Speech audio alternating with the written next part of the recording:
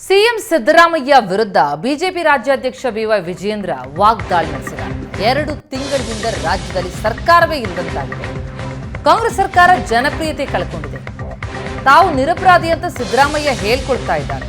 ಆದರೆ ಸಿದ್ದರಾಮಯ್ಯನವರ ಮುಖವಾಡ ಈಗ ಕಳಚಿ ಬಿದ್ದಿದೆ ಅಂತ ಸಿಎಂ ವಿರುದ್ಧ ವಿಜಯೇಂದ್ರ ಕಿಡಿಕಾರಿದ್ದಾರೆ. ಎಷ್ಟೇ ಬೆದರಿಕೆ ಹಾಕಿದ್ರೂ ನಮ್ಮ ಹೋರಾಟ ನಿರಂತರ. ಎಲ್ಲ ಮುಚ್ಚಿಟ್ಟು ಸಿದ್ದರಾಮಯ್ಯ ನಾಮಬಲದ ಮೇಲೆ ಅಕ್ರಮ ನಡೆಸಿದ್ರು. ಬಿಜೆಪಿ ಅವಧಿಯಲ್ಲಿ ಬದಲಿ ನಿವೇಶನ ಅಂತ ಸಿಎಂ ಹೇಳ್ತಾರೆ. ಆದರೆ ಬಿಜೆಪಿ ಅವಧಿಯಲ್ಲಿ ಬದಲಿ ನಿವೇಶನ ಕೊಡುವ ನಿರ್ಣಯ ಆಗಿಲ್ಲ ಅಂತ ವಿಜೇಂದ್ರ ಪ್ರತಿಕ್ರಿಯಿಸಿದ್ದಾರೆ. ಸಿಎಂ ವಿರುದ್ಧ ಕಿಡಿಕಾರಿದ್ದಾರೆ.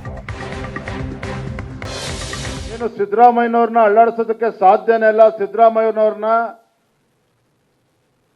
ಮುಖ್ಯಮಂತ್ರಿ ಸ್ಥಾನದಿಂದ ಇಳಿಸೋದಕ್ಕೆ ಸಾಧ್ಯನೇ ಇಲ್ಲ ಅಂತೇಳಿ ನಮಗೆ ಸವಾಲಾಗ್ತಾ ಇದ್ರು. ಏನಾಗಿದೆ ಇವತ್ತು ಪರಿಸ್ಥಿತಿ ರಾಜ್ಯದಲ್ಲಿ?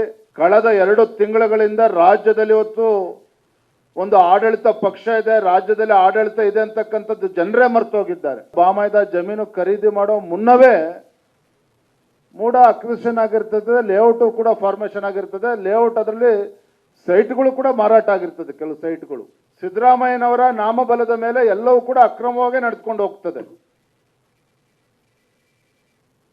ಮತ್ತೆ 50-50 ಅನುಪಾತದಲ್ಲಿ ನನ್ನ ಧರ್ಮಪತ್ನಿಗೆ ಬಂದಿದೆ, ಅದರಲ್ಲಿ ಏನೂ ಅಕ್ರಮ ಆಗಿಲ್ಲ. ಮತ್ತೆ ಬಿಜೆಪಿ ಸರ್ಕಾರದಲ್ಲೇ ಕೊಟ್ಟಿರ್ತಕ್ಕಂಥದ್ದು ಅವರ ಶ್ರೀಮತಿಗೆ ಅನ್ನುವ ಒಂದು ವಾದವನ್ನ ಸಿದ್ದರಾಮಯ್ಯನವರು ಮಾಡಿರ್ತಕ್ಕಂಥದ್ದು ತಮಗೆ ಗೊತ್ತಿರಲಿ.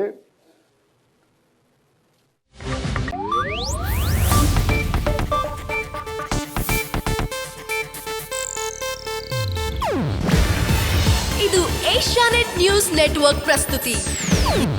ನೀವು ನೋಡ್ತಿದ್ದೀರಾ ಏಷ್ಯಾನೆಟ್ ಸುವರ್ಣ ನ್ಯೂಸ್.